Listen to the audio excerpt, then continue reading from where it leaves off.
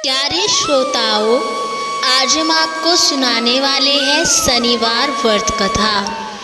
आज शनिवार है और शनिवार के दिन भगवान शनिदेव जी का व्रत रखा जाता है। इसलिए आज हम आपको शनिदेव भगवान जी की कथा सुनाने वाले हैं। इस कथा को ध्यान से सुने, बीच में ना छोड़े। शनिवार व्रत कथा इस प्रकार है। एक समय स्वर्गलोक में सबसे बड़ा ग्रह कौन है, इस प्रश्न पर 9 ग्रहों में वाद विवाद हो गया और विवाद इतना बड़ा कि परस्पर भयंकर युद्ध की स्थिति बन गई। निर्णय के लिए सभी देवता देवराज इंद्र के पास पहुँचे और बोले कि हे देवराज, आपको निर्णय करना होगा कि हम में से सबसे बड़ा ग्रह कौन है। और देवताओं का प्रश्न सुनकर देवराज इंद्र उलझन में पड़ गए और इंद्र बोले कि मैं इस प्रश्न का उत्तर देने में असमर्थ हूँ। हम सभी पृथ्वी लोक में उज्जैनी नगरी में राजा विक्रमादित्य के पास चलते हैं। देवराज इंद्र सहित सभी ग्रह देवता उज्जैनी नगरी पहुँचे और महल में पहुंचकर जब देवताओं ने उनसे अपना प्रश्न पूछा तो राजा विक्रमादित्य भी कुछ देर के लिए परेशान हो उठे, क्योंकि सभी देवता अपनी अपनी शक्तियों के कारण महान थे। किसी को भी छोटा या बड़ा कह देने से उनके क्रोध के प्रकोप से भयंकर हानि पहुंच सकती थी। अचानक राजा विक्रमादित्य को एक उपाय सूझा और उन्होंने विभिन्न धातुओं स्वर्ण, रजत, चांदी, कांसा, ताम्र, सीसा, रांगा, जस्ता, आभ्रक व लोहे के 9 प्रकार के आसन बनवाए और धातुओं के गुणों के अनुसार सभी आसनों को एक दूसरे के पीछे रखवाकर उन्होंने देवताओं को अपने अपने सिंहासन पर बैठने को कहा।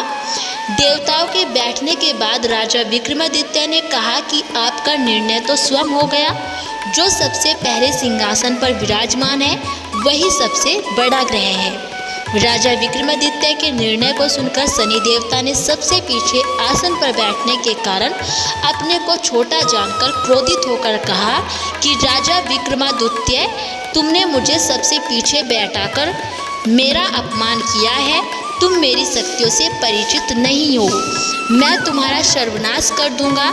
शनि महाराज ने कहा कि सूर्य एक राशि पर 1 महीना, चंद्रमा 2.25 दिन, मंगल 1.5 महीना, बुध और शुक्र 1 महीना और बृहस्पति 13 महीना रहते हैं, लेकिन मैं किसी राशि पर 7.5 वर्ष 2.5 वर्ष तक रहता हूँ।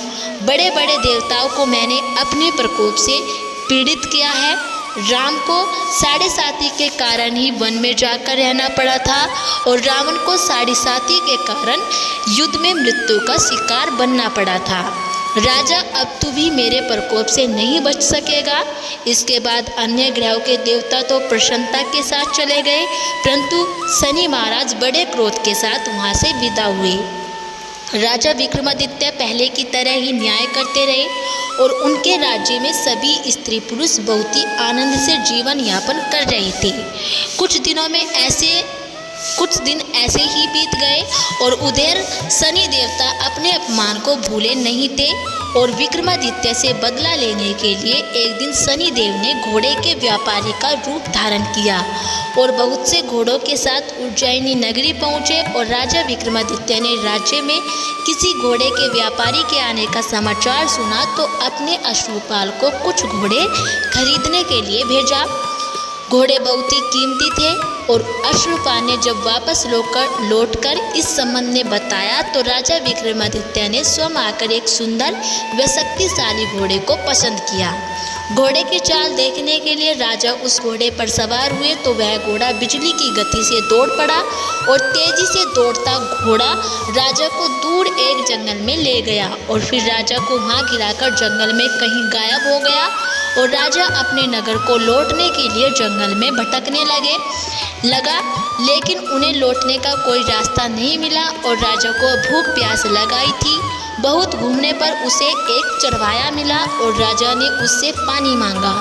पानी पीकर राजा ने उस चरवाहे को अपनी अंगूठी दे दी और फिर उससे रास्ता पूछकर वह जंगल से निकलकर पास के नगर में पहुंचा और राजा ने एक सेठ की दुकान पर बैठकर कुछ देर तक आराम किया।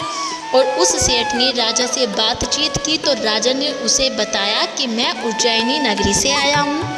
और राजा के कुछ देर दुकान पर बैठने से सेठ जी की बहुत ही बिक्री हुई और सेठ ने राजा को बहुत ही भाग्यवान समझा और खुश होकर उसे अपने घर भोजन के लिए ले गया। और सेठ के घर में सोने का एक हार खूंटी पर लटका हुआ था। राजा को उस कमरे में छोड़कर सेठ कुछ देर के लिए बाहर गया और तभी एक आश्चर्यजनक घटना घटी। राजा के देखते ही देखते सोने के उस हार को खूंटी निगल गई। सेठ ने कमरे में लौटकर हार को गायब देखा तो चोरी का संदेह राजा पर ही किया, क्योंकि उस कमरे में राजा ही अकेला बैठा था। सेठ ने अपने नौकरों से कहा कि इस परदेसी को रस्सियों से बांधकर नगर के राजा के पास ले चलो। राजा ने विक्रमादित्य से हार के बारे में पूछा तो उसने बताया कि उसके देखते ही देखते खूंटी ने हार निगल लिया था। इस पर राजा ने क्रोधित होकर चोरी करने के अपराध में विक्रमादित्य के हाथ पांव काटने का आदेश दे दिया और राजा विक्रमादित्य के हाथ पांव काटकर उसे नगर की सड़क पर छोड़ दिया गया। कुछ दिन बाद एक तेली उसे उठाकर अपने घर ले गया और उसे अपने कोल्हू पर बैठा दिया और राजा आवाज देकर बैलों को हाँकता रहता था। इस तरह तेली का बैल चलता रहा और राजा को भोजन मिलता रहा। शनि के प्रकोप की 7.5 पूरी होने पर वर्षा ऋतु प्रारंभ हुई और राजा विक्रमादित्य एक रात मेघमल्हार गा रहा था कि तभी नगर के राजा की लड़की राजकुमारी मोहिनी रथ पर सवार होकर उस तेली के घर के पास से गुजरी और उसने मेघमल्हार सुना तो उसे बहुत ही अच्छा लगा और दासी को भेजकर गाने वाले को बुला लाने को कहा। दासी ने लौटकर राजकुमारी को अपंग राजा के बारे में सब कुछ बता दिया और राजकुमारी उसके मेघमल्हार से बहुत ही मोहित हुई। अतः उसने सब कुछ जानकर भी अपंग राजा से विवाह करने का निश्चय कर लिया। राजकुमारी ने अपने माता पिता से जब यह बात कही तो वे हैरान रह गए और रानी ने मोहिनी को समझाया कि बेटी तेरे भाग्य में तो किसी राजा की रानी होना लिखा है, फिर तू उस अपंग से विवाह करके अपने पाँव पर कुल्हाड़ी क्यों मार रही है। राजकुमारी ने अपनी जिद नहीं छोड़ी और अपनी जिद पूरी करने के लिए उसने भोजन करना छोड़ दिया और प्राण त्याग देने का निश्चय कर लिया। आखिर राजा रानी को विवश होकर अपंग विक्रमादित्य से राजकुमारी का विवाह करना पड़ा और विवाह के बाद राजा विक्रमादित्य और राजकुमारी तेली के घर में रहने लगे। और उसी रात स्वप्न में शनिदेव महाराज ने राजा से कहा कि राजा, तुमने मेरा प्रकोप देख लिया, मैंने तुम्हें अपने अपमान का दंड दे दिया है। राजा ने शनिदेव से क्षमा करने को कहा और प्रार्थना की कि हे शनिदेव महाराज, आपने जितना दुख मुझे दिया है अन्य किसी को न देना। शनिदेव ने कुछ सोचकर कहा कि राजा, मैं तुम्हारी इस प्रार्थना स्वीकार करता हूँ। जो कोई स्त्री पुरुष मेरी पूजा करेगा, शनिवार को व्रत करके मेरी व्रत कथा सुनेगा, उस पर मेरी अनुकंपा बनी रहेगी। प्रातःकाल राजा विक्रमादित्य की नींद खुली तो अपने हाथ पांव देखकर राजा को बहुत ही खुशी हुई और उसने मन ही मन शनिदेव जी को प्रणाम किया और राजकुमारी भी राजा के हाथ पांव सही सलामत देखकर आश्चर्य में डूब गई। तब राजा विक्रमादित्य ने अपना परिचय देते हुए शनिदेव के प्रकोप की सारी कहानी सुनाई और सेठ को जब इस बात का पता चला तो दौड़ता हुआ तेली के घर पहुंचा और राजा के चरणों में गिरकर क्षमा मांगने लगा और राजा ने उसे क्षमा कर दिया, क्योंकि यह तो सब शनिदेव जी के प्रकोप के कारण ही हुआ था। सेठ राजा को अपने घर ले गया और उसे भोजन कराया और भोजन करते समय वहाँ एक आश्चर्यजनक घटना घटी।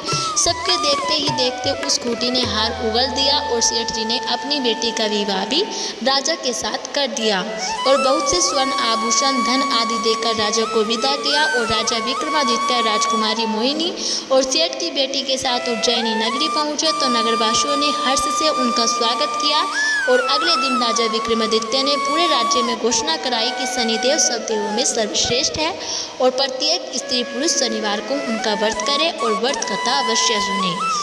राजा विक्रमादित्य की घोषणा से शनिदेव भगवान बहुत ही प्रसन्न हुए और शनिवार का व्रत करने और व्रत कथा सुनने के कारण सभी लोगों की मनोकामनाएं शनिदेव की अनुकंपा से पूरी होने लगी और सभी लोग आनंद पूर्वक रहने लगे। बोलो भगवान शनिदेव की जय हो। तो दोस्तों, ये थी शनिवार व्रत कथा। यदि आपको हमारी ये कथा अच्छी लगी हो तो प्लीज़ हमारी वीडियो को लाइक करें और चैनल को सब्सक्राइब करना ना भूलें।